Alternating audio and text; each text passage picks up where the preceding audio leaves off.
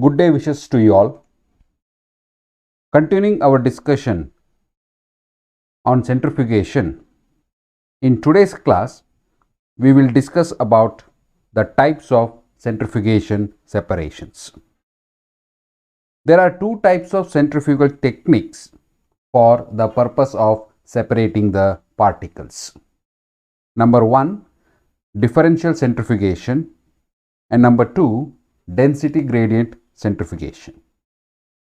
And density gradient centrifugation is further divided into rate zonal density gradient centrifugation and isopycnic density gradient centrifugation. So basically, when we speak about the centrifugal techniques for separating the particles, we have differential centrifugation and density gradient centrifugation, and rate zonal centrifugation and isopycnic centrifugation exclusively the types of density gradient centrifugation. So if we just look at the concepts of differential centrifugation, the simplest form of separation by centrifugation technique is the differential centrifugation. Sometimes we do refer the differential centrifugation as the differential pelleting technique. So what happens here? The particles of different densities or sizes in a suspension will sediment at different rates, that is speed, with the larger and denser particles sedimenting faster.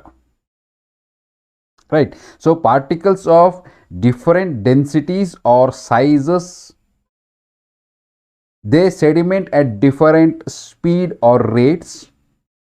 So the outcome is the larger and denser particles sediment faster. So these sedimentation rates can be increased by using centrifugal force. So this is the analogy. So a suspension of cells subjected to a series of increasing centrifugal force cycles now will yield a series of pellets containing cells of decreasing sedimentation rate. So the particles of different densities or the size will sediment at different rates, with the largest and most dense particles sedimenting the fastest, followed by less dense and smaller particles. Now this differential centrifugation or differential pelleting is commonly used for the purpose of harvesting the cells or producing the crude subcellular fractions from homogenate, for example liver homogenate, which contain nuclei, mitochondria, lysosomes and membrane vesicles. Now what happens? We centrifuge at low speed for short time. So this will pellet mainly the larger and more dense nuclei, and subsequent centrifugation at a higher centrifugal force will pellet the particles of the next lower order of size, could be mitochondria, and continues.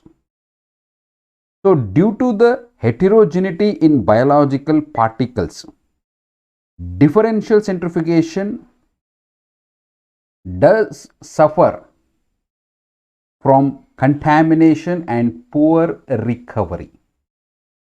So this is the limitation. The reason for this is the heterogeneity in biological particles. So for that reason, the differential centrifugation or the differential pelleting technique, it suffers from contamination and poor recoveries. So contamination by different particle types can be addressed by resuspension and then repeating the centrifugation steps. That is, you keep on washing the pellet that is obtained.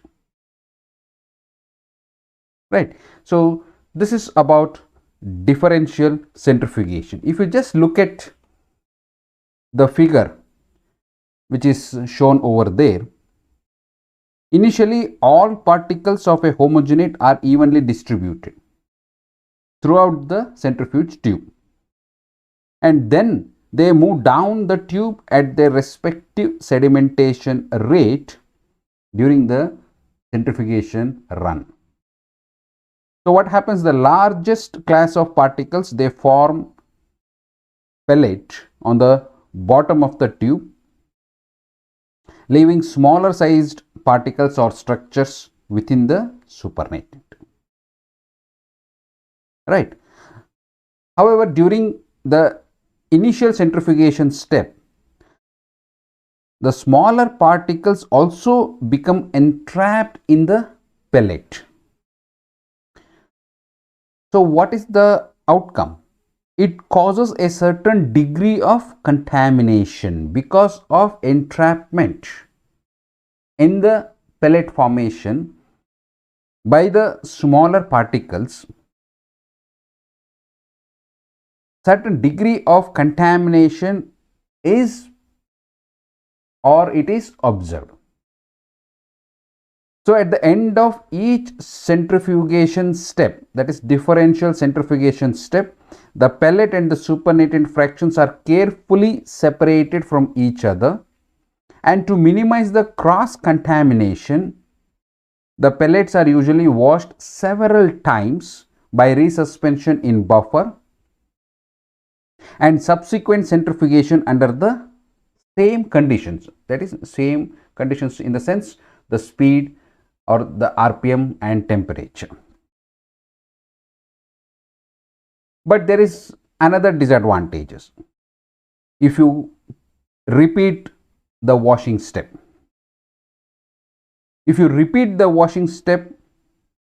it considerably reduces the yield of the final pellet fraction. So there is a possibility that you lose some of the final pellet fraction quantity and are therefore omitted in preparations with limiting starting material. So when your source or the starting material is in less quantity, when it is by itself is limited, so repeated washing has to be avoided. Right. So what happens is, when you limit the number of steps, so it is always better that you go ahead with the supernatant fractions, and the supernatant fractions are centrifuged at higher speed and for longer time to separate medium sized and small sized particles. Right. So with respect to the separation of organelles and membrane vesicles, crude differential centrifugation techniques can be conveniently used to isolate intact mitochondria as well as microsomes. Right. So moving further, we have density gradient centrifugation.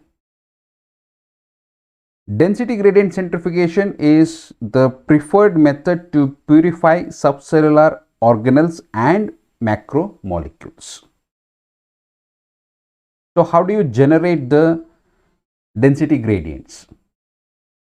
The density gradients can be generated by placing layer after layer of the gradient media, say for example sucrose, in a tube, with the heaviest layer at the bottom and the lightest at the top, in either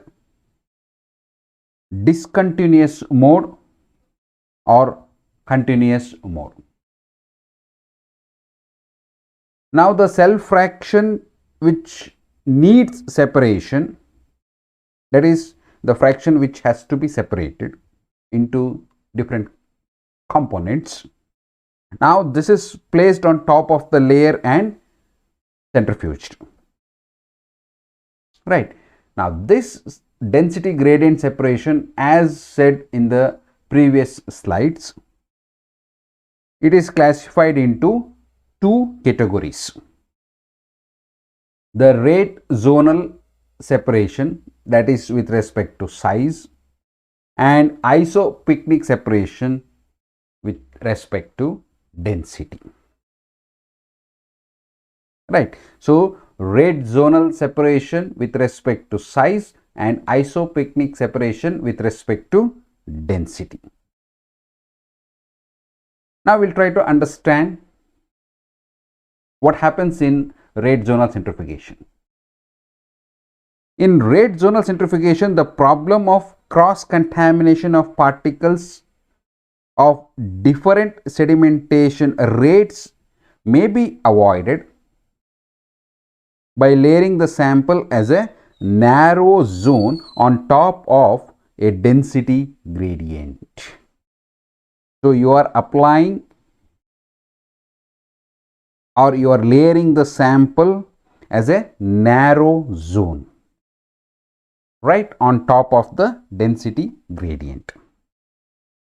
So in this way, the faster sedimenting particles are not contaminated by the slower particles, which we observe. Usually we observe this kind of contamination in differential centrifugation.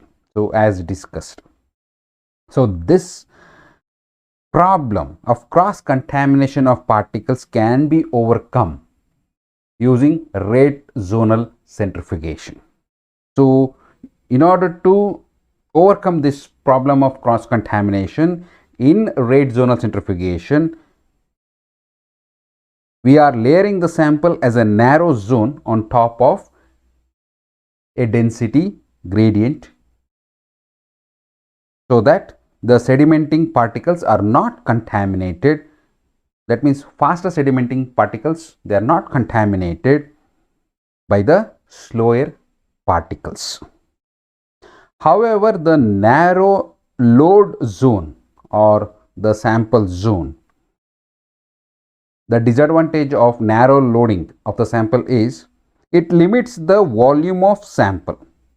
So the thumb rule is 10% of the medium. So this is less. This is the maximum, that is 10% is the maximum that can be accommodated on the medium, that is density gradient medium. The gradient stabilizes the bands and provides a medium of increasing density and viscosity, that is the advantage, and limiting factor is only 10%, that is the upper limit which I am saying, can be accommodated, that is the sample volume. 10% of the sample volume can be accommodated on the density gradient medium, because the layering of the sample is as a narrow zone on top of the gradient medium. From the figure you can observe that what we have discussed so far. For easy understanding, the sample is layered as a narrow zone on top of the density gradient in the figure B. Under centrifugal force, the particles move at different rates depending on their mass. That is, you can see it in figure C. Now the speed at which particles sediment depends primarily on their size and mass instead of density. This is the key sentence that differentiate between different forms of density gradient centrifugation. The speed at which particles sediment depends primarily on their size and mass instead of density. And as the particles in the band move down through the density medium, the zones containing particles of similar size, they form as the faster sedimenting particles move ahead of the slower ones. Because the density of the particle is greater than the density of the gradient, all the particles will eventually form a pellet if centrifuged long time. Right? Now moving further, we have a second type of differential centrifugation, the isopycnic centrifugation.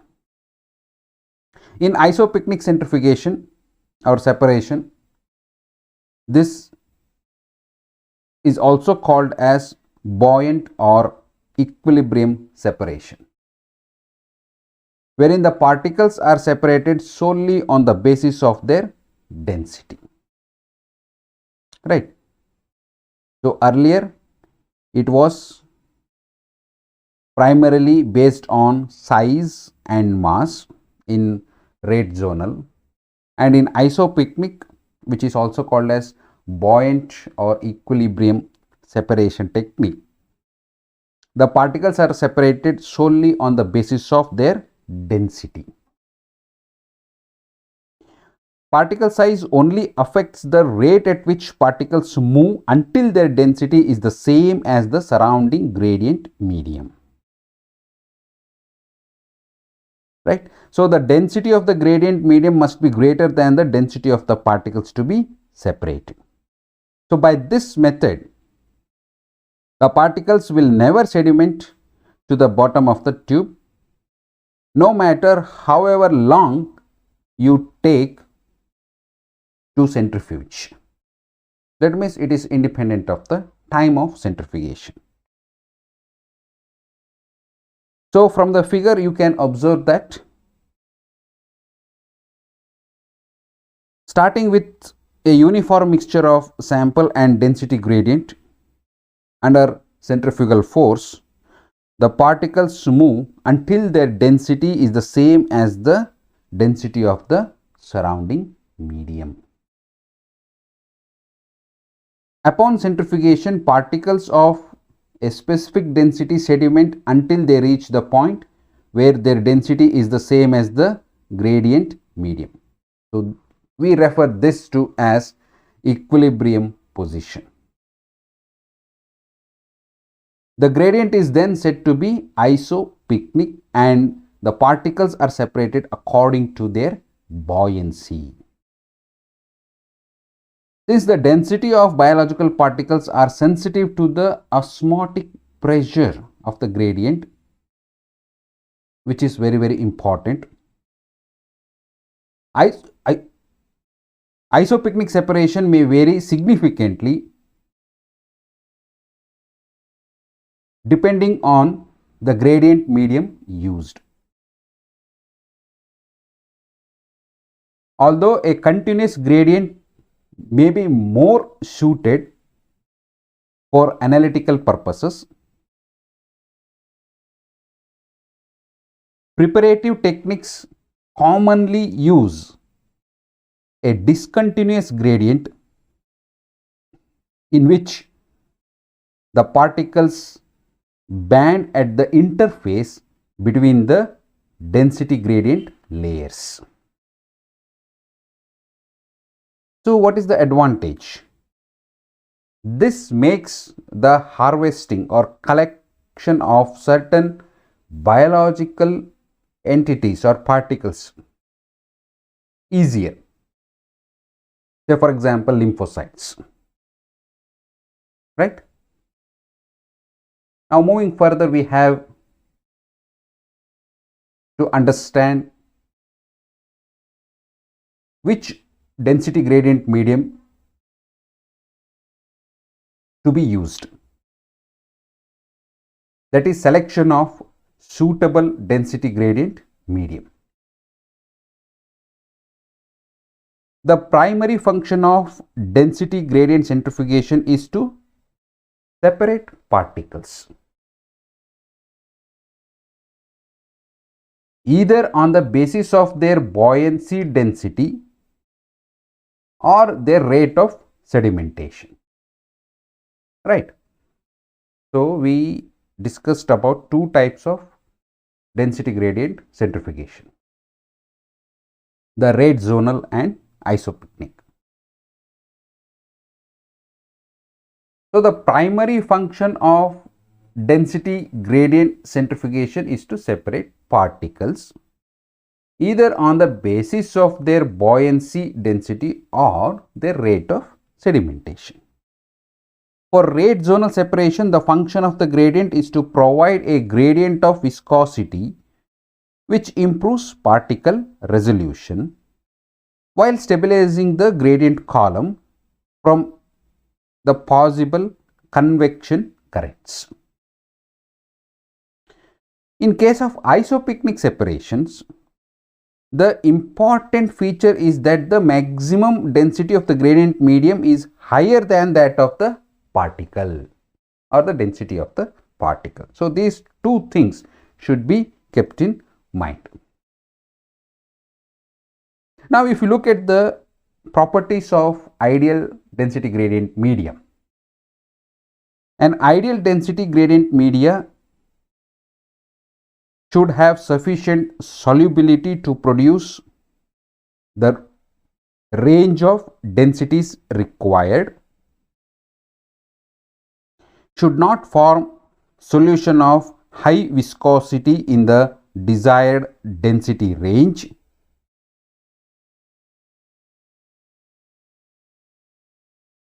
should not be hyperosmotic or hypoosmotic when the particles to be separated are osmotically sensitive. So this is more important because the biological particles are sensitive to the osmotic pressure. Solutions of the gradient should be adjustable to the pH and the ionic strength that are compatible with the particles being separated, should not affect the biological activity of the sample, the most important one. There should not form any aggregation or should not denature or oxidize the biological particles, should be non-toxic and not metabolized by cells. If the cells start metabolizing, definitely it will affect the biological activity. So should be non-toxic and not metabolized by cells, not interfere with assay procedures or react with the centrifuge tubes, and it should exhibit a property that can be used as a measure of concentration, should be easily removed from the purified product, and should be autoclavable, and above all should be cost effective. That means it is reasonably priced. So if you just keep all these properties as ideal property for the density gradient medium, definitely no single compound can satisfy all of the above criteria. So as you are seeing in the table, there is a wide range of gradient media that are used for different types of samples. And most media are capable of producing a range of densities required and being easily removed from the particles of interest. And most important is the effect of osmolality. The osmolality or what the effect of osmolality on biological particles, that requires special consideration. Most mammalian fluids, that is the osmolality of most mammalian fluids is about 290 to 300 milliosmolar, and this is the osmolality of balanced salt solutions, say for example which you use in lab, 0.85% to 0.9% sodium chloride, and even with respect to most common media. So what happens if you use high osmolality solutions? They not only remove water from the interior of membrane bound particles, but they also remove water bound to macromolecules like DNA. So the outcome is loss of water from cells will reduce their size and increase their density. Definitely there is change in size as well as density, means definitely there is or there will be change in buoyancy and rate of sedimentation, because size and density affect the buoyancy as well as the rate of sedimentation. So the osmotic effect on cells and macromolecules may be reversible, though it is a possible source of error that should be avoided. So you can reverse, but still if you can avoid, that is better. And over the years, a variety of different compounds have been developed as density gradient media in order to enhance the separation process and also to overcome osmolality and viscosity problems. So there are 5 main classes of density gradient medium, and they are sugars, that is we have polysaccharides, then polyhydric alcohols, inorganic salts, iodinated gradient media, and colloidal silica media. Polyhydric alcohols, they are considered non-ionic gradient media, whereas inorganic salts, they are ionic gradient media which are comprised of concentrated heavy metal salts such as cesium chloride, cesium sulfate.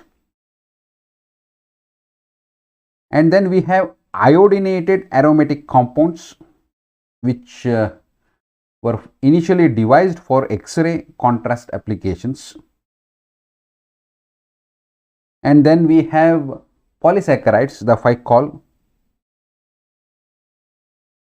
polysucrose, and we have dextrans. So from the table you can see each one of the gradient medium type and as well as their principal uses. So with this, I'll stop my discussion over here. In the next session, we will continue our discussion on the concepts of centrifugation. Thank you very much.